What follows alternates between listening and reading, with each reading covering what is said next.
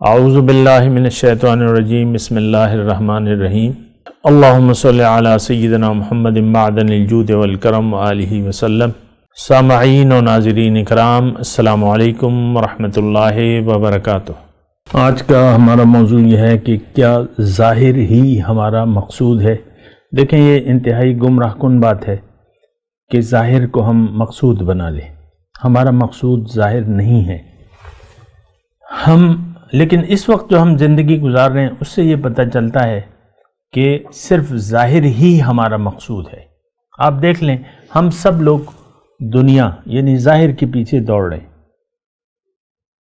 ظاہر ہی اس وقت ہمارا مقصود ہے، اور ظاہری دولت، عزت، شہرت ہم صرف ظاہر کی چاہتے ہیں، اور یہ بڑی ایک نقصان دہ بات ہے۔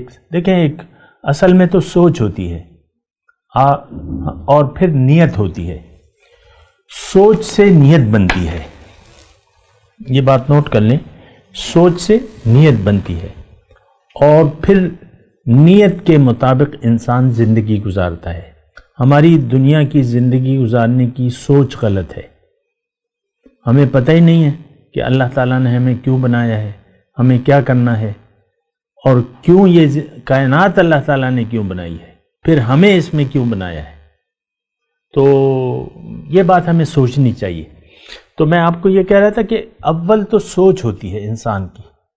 اگر جس طرح آپ کی سوچ ہوگی اسی طرح آپ کی ایک کام کرنے کی نیت بنے گی، اور نیت کے مطابق آپ کا عمل ہوگا۔ مثال کے طور پہ خاتون خانہ رات کا وقت، شام ہے، رات کے لیے کھانا بنانا ہے، تو پہلے تو وہ خاتون خانہ سوچے گی کہ بھئی میں نے کیا بنانا ہے، مشورہ کرے گی کیا بنائے، ایک سوچ۔ پھر جب مشورہ کر کے جب ایک نیت بن جاتی ہے کہ بھئی بریانی بنانی ہے یا قورمہ بنانا ہے، تو پھر اسی کے مطابق آپ سودا لاتے ہیں، اور پھر وہی عمل آپ کچن میں کرتے ہیں جو کہ آپ کی نیت بن گئی۔ سوچ، نیت اور عمل۔ اس وقت آپ دیکھ لیں کہ ہماری سوچ ظاہر دنیا کے بارے میں، اپنے بارے میں ہماری سوچ کیا ہے؟ ہماری انتہائی گندی سوچ ہے، فضول سوچ ہے، بیکار سوچ ہے۔ ہماری سوچ یہ ہے کہ بس دنیا کی کامیابی اصل کامیابی ہے، اور دنیا کی ناکامی اصل ناکامی ہے۔ آپ دیکھ لیں، آپ خود ظاہر کے پیچھے دوڑ رہے ہیں۔ جب آپ کی اولاد ہوتی ہے تو آپ اس کو ظاہر کے گاڑی میں بٹھا کر چلاتے ہیں اس کو، تم نے یہ بننا ہے، تم نے وہ بننا ہے، تم نے یہ کرنا ہے، تم نے وہ کرنا ہے۔ پھر وہ بچہ ظاہر کے پیچھے دوڑتا رہتا ہے۔ میں یہ ہرگز نہیں کہہ رہا، میرا یہ مقصد ہرگز نہیں ہے کہ بچے تعلیم حاصل نہ کریں، اچھی تعلیم حاصل نہ کریں، کوئی جاب نہ کریں، کوئی کام نہ کریں، بالکل نہیں۔ دنیا تو دیکھیں ضروریات ہیں، لیکن ہم نے ضرورت کو مقصد بنا لیا ہے۔ مثال کے طور پہ اگر میں مثال دوں چھوٹی سی، کہ آپ کے گھر میں ایک لیٹرین ہے، بیت الخلاء جسے آپ کہتے ہیں، تو لیٹرین تو ایک مقصد کے لیے بنایا جاتا ہے، جائے حاجت۔ آپ وہاں جا کے اپنی حاجت پوری کرتے ہیں، پھر واپس نکل آتے ہیں، تھوڑی دیر کے لیے جاتے ہیں، پھر واپس نکل آتے ہیں۔ تو لیٹرین تو وہ ایک ضرورت کے تحت بنایا جاتا ہے۔ اگر ہمیں حاجت نہ ہوتی، جنت میں لیٹرین تو نہیں ہوگا، وہاں ضرورت نہیں ہوگی۔ کیوں نہیں ہوگا؟ وہاں ضرورت نہیں ہوگی۔ تو دیکھیں، ضرورت کی میں بات کر رہا ہوں، ضرورت کے مطابق کام۔ یہ دنیا بھی اللہ تعالیٰ نے ہمیں یہاں بھجوایا، ایک ضرورت کے تحت بھجوایا ہے۔ ہمیں اللہ تعالیٰ ایک انعام دینا چاہتا ہے، ہمیں اللہ تعالیٰ ایک رتبہ دینا چاہتا ہے، بلند مرتبہ۔ وہ کیا ہے؟ ملاقات۔ کس کی؟ رب کی، اور اللہ کا تقرب، اور اللہ کا دیدار۔ اس مقصد کے لیے ہمیں اللہ تعالیٰ نے اس دنیا کے بازار میں بھجوایا ہے۔ یہاں ہم نے سودا کرنا ہے، اپنے آپ کو، اپنے مال و جان کو بیچ دینا ہے اللہ کے ہاتھ پہ۔ اللہ تعالیٰ نے واضح طور پہ ہمیں طریقہ کار بتایا ہے کہ اے لوگو، جو جنت کے طلبگار ہو، تم میرے ساتھ ایک سودا کر لو۔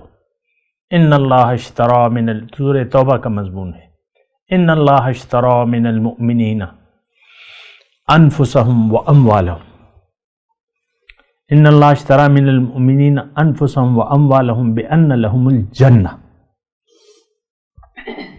اللہ تعالیٰ نے مومنوں سے ایک سودا کر لیا ہے، ان کی مال و جان کو خرید لیا ہے، اس کے عوض ان کے لیے جنت ہے۔ تو یہ تو ایک بازار ہے، اور یہاں ہم نے اللہ کی ملاقات، اللہ کے دیدار اور تقرب کا سودا کرنا ہے۔ ہمیں حاصل کیسے ہوگا؟ کہ جب آپ اللہ کے ہاتھ پہ اپنے آپ کو فروخت کر دیں، اپنے آپ کو بیچ دیں۔ کیا مطلب؟ اس کا مطلب واضح ہے کہ آپ زندگی میں اللہ تعالیٰ نے آپ کو جو کچھ بھی دیا ہے، جو کہ مال و جان ہے، یا اس کو آپ نے پھر اللہ کی مرضی سے خرچ کرنا ہے، اللہ کے حکم کے مطابق ان مال و جان کو استعمال کرنا ہے۔ آج تو ہمارا مقصد ہی نہیں ہے، جنت کے متعلق تو ہمارا یقین صفر ہے۔ کیا؟ صفر۔ نہ جنت پہ ہمیں یقین ہے، نہ دوزخ پہ یقین ہے۔ آپ دیکھ لیں، ہمیں اپنی سوچوں کو دیکھ لیں، اپنے اعمال کو دیکھ لیں، آپ کی ساری سوچیں ظاہر کے لیے ہیں اور آپ ایک فضول زندگی گزار رہے ہیں۔ نہیں، اللہ تعالیٰ نے ہمیں ایک بہت بلند مرتبہ، بہت بلند رتبہ ہمیں دینا چاہتا ہے، اور اس کا ایک سودا کرنا ہے ہمیں اللہ سے۔ خیر، تو موضوع میرا آج کا یہ تھا کہ کیا ظاہر ہی ہمارا مقصود ہے؟ تو یہ انتہائی غلط بات ہے۔ اگر کوئی باطل مقصد کے لیے جی رہا ہے تو آخرت میں اس کا کوئی حصہ نہیں ہے۔ اگر کوئی دنیا کو مقصود بنا کے جی رہا ہے تو یہ بات نوٹ کر لیں کہ آپ کو دنیا میں تو جو آپ کا حصہ ہے، نصیب ہے، وہ تو مل جائے گا، لیکن آخرت میں قرآن کے مطابق آپ کے لیے کچھ بھی نہیں ہے۔ خواہ آپ نے لاکھوں نمازیں پڑھی ہوں، روزے رکھے ہوں، حج کیے ہوں، زکوٰتیں دی ہوں، ظاہری طور پہ کلمہ پڑھا ہو، لیکن اگر آپ کی سوچ جو ہے دنیا کی ہے، آپ کی نیت دنیا کی ہے، آپ کا مقصود دنیا ہے، محبوب دنیا ہے، اور مطلوب دنیا ہے، تو آپ کا آخرت میں کوئی حصہ نہیں ہے۔ یہ اللہ تعالیٰ، یہ قرآن سے میں آپ کو بات بتا رہا ہوں۔ اللہ تعالیٰ نے قرآن میں فرمایا ہے واضح طور پہ، من کان یرید الحیات الدنیا وزینتہا نوفی الیہم اعمالہم وہم فیہا لا یبخسون۔ من کان یرید الحیات الدنیا وزینتہا، جو اس حیات دنیا کا طالب ہے، چاہتا ہے، یعنی یہ اچھی گزر جائے اور اس کی زیب و زینت کا طالب ہے، تو اللہ تعالیٰ فرما رہے نوفی الیہم اعمالہم فیہا وہم فیہا لا یبخسون، ان کے جو اعمال ہیں تو میں ان کو لوٹا دوں گا واپس، یعنی دنیا میں ان کا نصیب جو ہے وہ میں ان کو پورا پورا دوں گا۔ یہ نہیں کہ اگر کسی کی نیت خراب ہو گئی، زندگی کے بارے میں نیت باطل ہو گئی اور فضول مقصد کے لیے وہ زندگی گزارنے لگا، تو اللہ تعالیٰ دنیا کا جو حصہ اس کا لکھا ہوا ہے وہ روک لے گا۔ نہیں، اللہ تعالیٰ فرماتا ہے قرآن میں وَإِنَّ لَمُوَفُّوهُمْ نَصِيبَهُمْ غَيْرَ مَنْقُوصٍ، ان کو میں دنیا میں جو حصہ میں نے لکھا ہے وہ بنا کسی کٹوتی کے میں دوں گا۔ آج دیکھ لیں کافروں کے کاروبار پھل پھول رہے، اور کافر زیادہ اس وقت خوشحال ہے۔ جنہوں نے دنیا ہی کو مقصود بنا لیا ہے، اللہ کو بلا دیا ہے، ان کی دنیا میں اللہ تعالیٰ نے کوئی کمی نہیں کی ہے۔ لیکن پھر اللہ تعالیٰ آخر میں فرماتا ہے اولئک الذین لیس لہم فی الآخرۃ الا النار، ان کا آخرت میں کوئی حصہ نہیں ہے سوائے آگ کے۔ اولئک الذین لیس لہم فی الآخرۃ، یہ وہ لوگ ہیں جنہوں نے دنیا کو مقصود، محبوب اور مطلوب بنا لیا ہے، ان کا آخرت میں سوائے آگ کے اور کوئی ٹھکانہ نہیں ہے۔ تو بہرحال میں آپ کو متوجہ کر رہا تھا اور کہ ظاہر کے لیے زندگی گزارنا فضول ہے، عبث ہے۔ دیکھیں، دنیا تو اللہ تعالیٰ نے آپ کے لیے لکھ دی ہے، جو آپ کا لکھا ہے وہ آپ کو ملے گا، جو آپ کی تقدیر ہے وہ آپ کو ملے گی، اور جو آپ کی تقدیر میں نہیں ہے وہ آپ کو نہیں ملے گا۔ تو دنیا کے لیے زیادہ متفکر ہونے کی کوئی ضرورت نہیں ہے۔ آپ پریشان رہتے ہیں نا، پیسہ چاہیے پیسہ چاہیے پیسہ چاہیے، اور بس ساری سوچیں آپ کی ظاہر کے لیے ہیں، تو یہ سوچ عبث ہے۔ آپ کو جو ملنا ہے مناسب کوشش کریں، مناسب عمل کریں، اللہ تعالیٰ آپ کو وہ دے گا جو آپ کے لیے لکھا ہوا ہے۔